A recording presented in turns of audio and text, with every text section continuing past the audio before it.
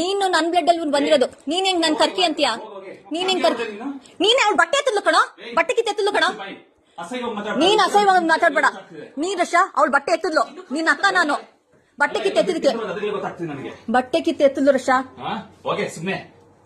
ರಶ ನಿನ್ ಮೇಲೆ ಹಣೆ ಇಡ್ತೀನಿ ನಾನು, ಸುಳ್ಳು ಹೇಳ್ಬೇಡ. ಸರಿ ಸರಿ ಹೋಗ್. ರಶ ಮನೆಯೊಳಗೆ ಬಂದಿಲ್ಲ.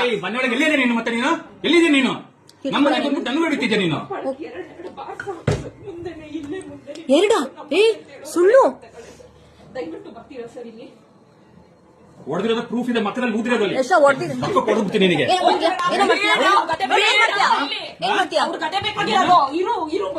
ಅವ್ನು ಹೊಡಿಯಕ್ ಬಂದು ನನಗೆ